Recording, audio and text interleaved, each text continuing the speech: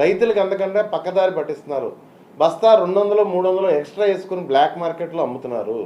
దయచేసి అది సర్దిద్దండి అని చెప్పేసి ప్రతిపక్షాలు కానీ రైతులు కానీ మిమ్మల్ని ప్రశ్నిస్తుంటే ఫేక్ ప్రాపగాండా, ఫేక్ ప్రచారం అని చెప్పేసి మీరు మాట్లాడే ఎంతవరకు సమంజసం చంద్రబాబు నాయుడు గారు అని చెప్పేసి నేను మిమ్మల్ని ప్రశ్నిస్తున్నాను. అదేవిధంగా ఇంకా యూరియా సమస్య అలా ఉంటే యూరియాలో చూస్తే గమనిస్తే 200-300 కోట్లు స్కామ్ కనపడుతుంది. కొన్ని 200-300 కోట్లు అంటే అది చిన్న స్కామ్ అనుకుందాం అనుకోండి. 200-300 కోట్లు అంటే మీ దృష్టిలో అది డబ్బు కూడా కాదు. మీ దృష్టిలోని, మీ కుమారుడి దృష్టిలోని అది డబ్బు కూడా కాదు. ఆరోగ్యశ్రీ మరి రాష్ట్రంలో 14 నెలలు బట్టి అంటే మీ కూటమి అధికారంలోకి వచ్చిన తర్వాత ఈ రాష్ట్రంలో ప్రజలు కానీ రోగులు కానీ వైద్యం కావాల్సిన పరిస్థితి ఏ విధంగా ఉందో ఒకసారి మీరు గమనించారా? ఆస్తులు అమ్ముకునే పరిస్థితి వచ్చింది. రాష్ట్రంలో వైద్యం దొరకని పరిస్థితి, రాష్ట్ర ప్రజలకి కార్పొరేట్ వైద్యం దొరకని పరిస్థితి, లేకపోతే నెట్వర్క్ హాస్పిటల్లో వైద్యం చెయ్యని పరిస్థితి. ఆరోగ్యశ్రీ నెట్వర్క్ హాస్పిటల్లోని సుమారు 3,700 కోట్లు చిల్లర బకాయిలు మీరు ఆరోగ్యశ్రీ నెట్వర్క్ హాస్పిటల్కి బకాయిలు పెట్టడంలో వాళ్ళు వైద్యం చేయట్లేదు. ఆరోగ్యశ్రీ కింద పేద ప్రజలకి వాళ్ళు ఆస్తులు అమ్ముకోవడం, లేకపోతే వాళ్ళ దగ్గర నగ నట్ర అమ్ముకోవడం చేసుకుని వైద్యం చేయించుకునే పరిస్థితి, లేదా ఆ స్తోమత లేని వాళ్ళు ప్రాణం పోతున్న పరిస్థితి 14 నెలల నుంచి మనం చూస్తూనే ఉన్నాం. మరి ఏ విధంగా చూస్తున్నారంటే నెట్వర్క్ హాస్పిటల్ డాక్టర్లు ప్రతి పేషెంట్కి సమాధానం చెప్పలేక, వారి దగ్గరికి వచ్చి ప్రతి పేషెంట్కి సమాధానం చెప్పలేక కొంతమంది నెట్వర్క్ హాస్పిటల్లో బోర్డులు పెట్టడం జరిగింది, ఆరోగ్యశ్రీ మీద వైద్యం చేయబడదని. కానీ మీ యంత్రాంగాన్ని ఉపయోగించి ఆ డాక్టర్ నెట్వర్క్ హాస్పిటల్స్కి వార్నింగ్లు ఇప్పించిన పరిస్థితి మనం ఈ రాష్ట్రంలో చూస్తున్నాం. మీ అసమర్థ పరిపాలన కప్పిపుచ్చుకోవడానికి బెదిరించడం, బుకాయించడం, దౌర్జన్యం చేసే పరిస్థితులు మనం ఈ రాష్ట్రంలో చూస్తున్నాం. అది కాదు అన్నట్టు, అది సరిపోదు అన్నట్టు మరి ఆరోగ్యశ్రీని తీసుకొచ్చి ఆరోగ్యశ్రీ ట్రస్ట్ని తీసేసి మరి ఏదో ఇన్సూరెన్స్ పెడతాం కొత్తగానే అని చెప్పేసి దాని మోటన అంటే పేద ప్రజల వైద్యం మాటన వేలాది కోట్లు స్కామ్ చేయడానికి మీరు ప్రయత్నం చేయట్లేదా చంద్రబాబు నాయుడు అని మేము ప్రశ్నిస్తున్నాం. మేము ఒకటే అడుగుతున్నాం, ఆరోగ్యశ్రీ స్వర్గీయ వైఎస్ఆర్ ప్రవేశపెట్టిన తర్వాత ఈ దేశంలో వివిధ రాష్ట్రాలు మన మోడల్ని ఫాలో అవుతున్నాయి. ఆరోగ్యశ్రీ పెట్టిన స్టార్టింగ్లో ఈ ఇన్సూరెన్స్ పాలసీ కూడా ఉండేది, కానీ ఇది పక్కాగా అమలవట్లేదు. ఇన్సూరెన్స్ కంపెనీలు చేతులు ఎత్తేస్తున్నాయి, క్లెయిమ్ సరిగ్గా చేయట్లేదు, పేద ప్రజలకు అన్యాయం జరుగుతుందని చెప్పేసి ఆరోగ్యశ్రీ ట్రస్ట్ మోడల్లో మన రాష్ట్రంలో ముందుకు నడిపిస్తుంటే మరి మీరు ఏంటి ఈ పేద ప్రజల వైద్య నిమిత్తం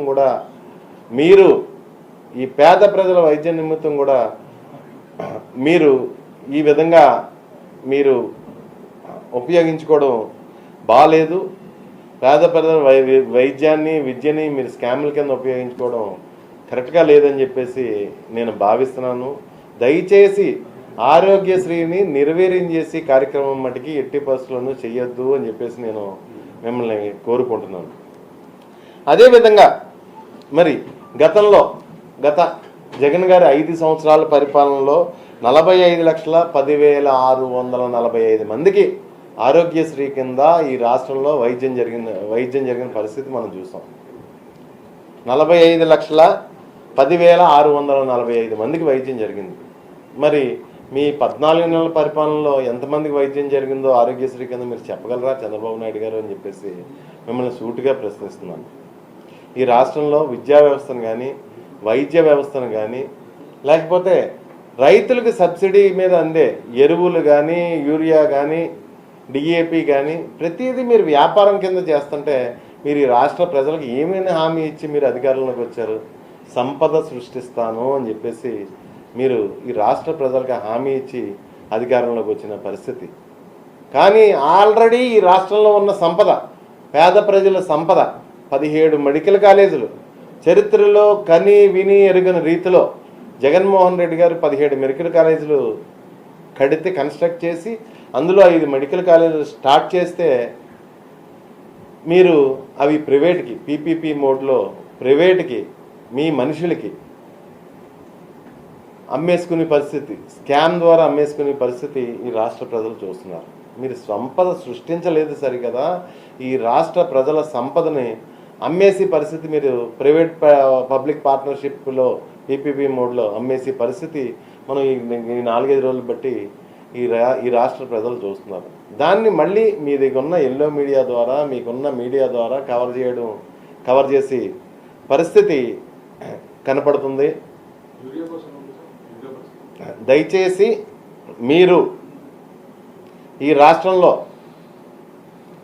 ప్రజలను తప్పుదోవ పట్టించకుండా జగన్ గారు తెచ్చిన 17 మెడికల్ కాలేజీలని ఆ విధంగానే ఉంచి, ఎందుకంటే మీరు ఒక్క మెడికల్ కాలేజ్ మీరు తేలేదు, ఈ 17 మెడికల్ కాలేజీలను ఆ విధంగానే ఉంచి ఈ రాష్ట్ర ప్రజలు మంచి కోరవలసిందిగా కోరుకుంటూ, అదేవిధంగా మరొక్కసారి యూరియా గురించి మరీ తెలియజేసుకుంటున్నాను. మీరు ఆధార్ కార్డులు బేస్గా పెట్టుకుని యూరియా పంపిణీ చేస్తే ఈ రాష్ట్రంలో యూరియా స్కామ్ కింద జరిగిపోతుంది. దయచేసి ఆధార్ కార్డులు క్రైటీరియాగా తీసుకోకండి. ఎందుకంటే వందలాది ఆధార్ కార్డులు సంపాదించి యూరియాని లోడ్లు ఎత్తుకుపోవడం పెద్ద సమస్య కాదు, అది గంటల్లో పని. వందలాది ఆధార్ కార్డులు గ్యాదర్ చేయడం అన్నది గంటల్లో పని, యూరియా పక్కదారి పట్టిస్తుంది. దయచేసి రైతులు పాస్ పుస్తకాల క్రైటీరియాగా తీసుకుని ప్రతి రైతుకి ఎంత అవసరం పడుతుంది, ఎన్ని ఎకరాలు రైతు సాగు చేస్తున్నాడో ఎంత అవసరం పడుతుంది అని చూసుకుని రైతులు పాస్